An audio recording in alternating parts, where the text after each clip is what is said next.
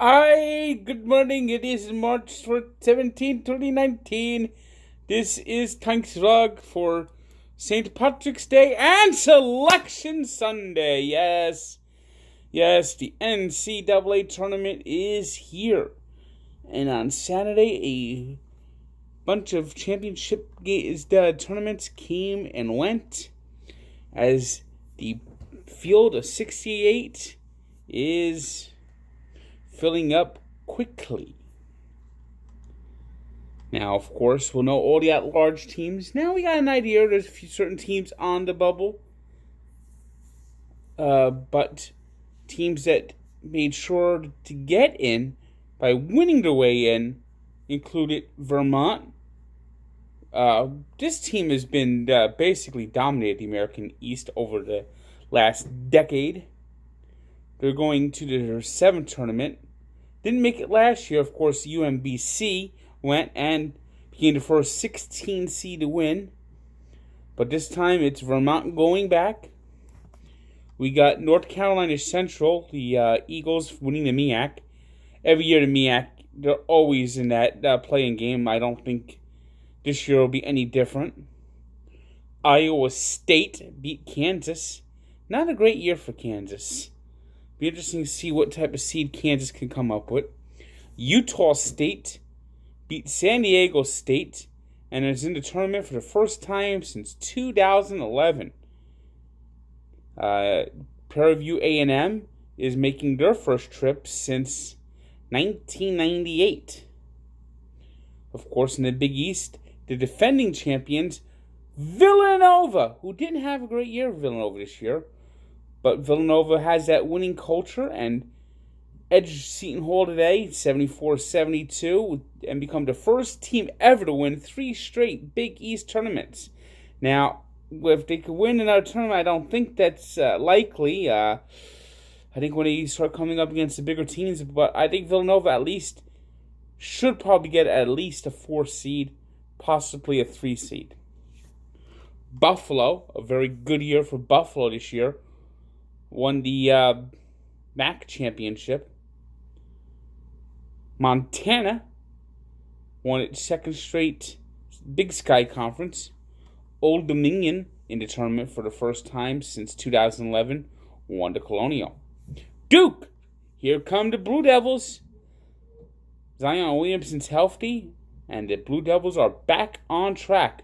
Look for them to get a number 1 seed after winning the ACC tournament with a 73-63 win over Florida State.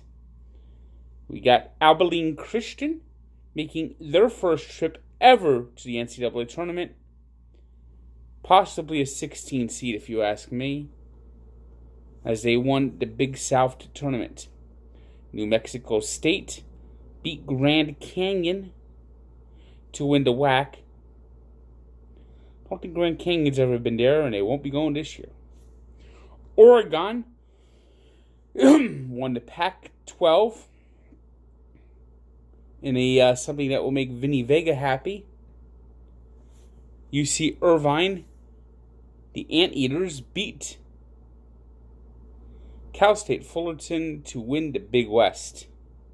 And this is just their 2nd appearance in the NCAA tournament. Now, Sunday before the brackets are unveiled, we'll be seeing the Ivy League Championship. Yale and Harvard, that should be an interesting one. The A10 features a number of upsets in the A10 tournament, so we'll be seeing St. Bonaventure going against Rhode Island. That one clearly did not hold up to form. The SEC tournament will feature another one full of upsets, as Auburn will go against Tennessee after Tennessee stunned Kentucky on Saturday, likely costing the Wildcats a number 1 seed. We could possibly have 3 ACC teams as number 1 seeds. I don't think Virginia personally deserves one. I think Gonzaga's a 1. I think Duke's a 1. I think Carolina's 1, and whoever that 4th, 5th one is. It's going to be interesting to see who gets it. Could be Kentucky, despite their loss today. Could be Michigan State, who is really playing well, and Michigan State will face Michigan for the Big Ten title. Could be Virginia, but I don't think Virginia should be a number 1 seed after they lost last year as a number 1 seed. I think if Michigan wins the Big Ten, I think you're going to see Michigan get that. Michigan State, I should say, get that 4th number 1 seed. Houston, Cincinnati, meanwhile, will fight for the American Athletic Conference Championship. And in the Sun Belt, it's going to be Georgia State against University of Texas at Arlington. So there's your last of the automatic bids, and then we'll see who gets all the at-large bids. 6 o'clock, and then it's brackets.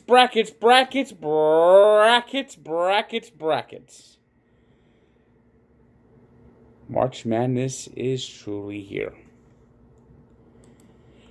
In the NBA, things are not going well for the Nets on the road. 7-game road trip, second game, and they were obliterated in Utah. 114-98. It was the Celtics 129-120 winners over the Hawks. The Wizards got past the Grizzlies 135-128. The Suns, they've been rising as of late, which means their chances of getting the worst record. At least, the lottery system is different now. But they won't be the worst team, at least, as they rose with a 138-136 overtime win over the sinking Pelicans. It was the Mavericks, 121-116 winners over the Cadabras. The Warriors came out to play and blew the Thunder away, a 110-88 win. When the Warriors want to come out and play, there's no one that can beat them. And once the playoffs start, I think it's just going to be KD bar the door. It was the Spurs jingling past the Trailblazers 108-103.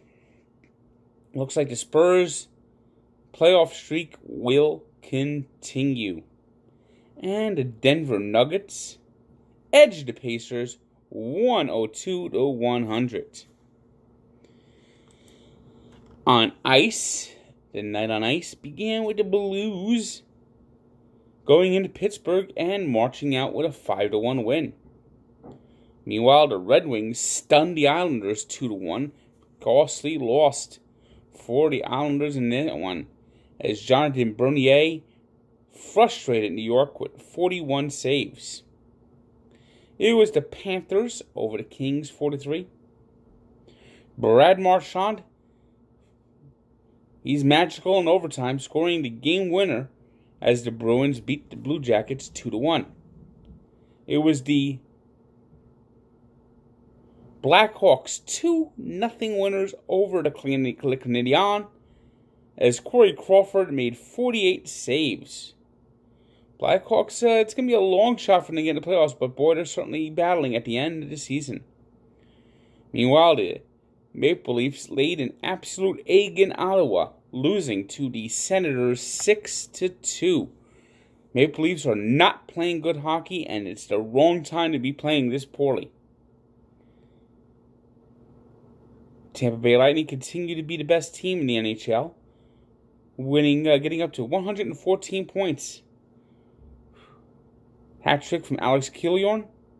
I tell you, they're so good.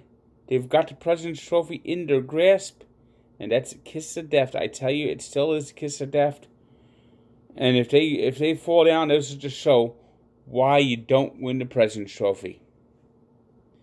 Hurricanes blew past the Sabres 4-2.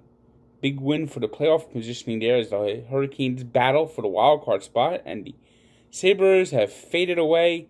7 straight losses now for Buffalo. It was the Jets squeaking their way past the Flames 2-1. The Wild beat the Rangers 5-2. Connor McDavid scored in overtime as the Oilers, keeping their faint playoff hopes alive, beat the Coyotes 3-2. And it was the Predators 4-2 winners over the Sharks. Predators trying to get back into first place are just 1 point now behind the Winnipeg Jets. Today's 3 stars are Corey Crawford with those 48 saves in this shutout over Le Canadien. Devin Burkler of the Suns had 40 points, 5 rebounds, 13 assists in the win. And Alex Kilborn, who had the hat trick for Tampa Bay.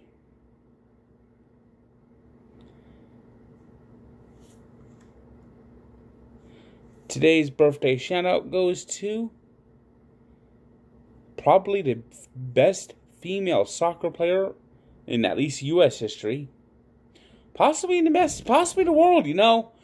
You can make an argument Mia Hamm was the best soccer player of all time. Now, there's other good soccer players coming along, especially for Team USA. But Mia Hamm was the first big American star in soccer for the women.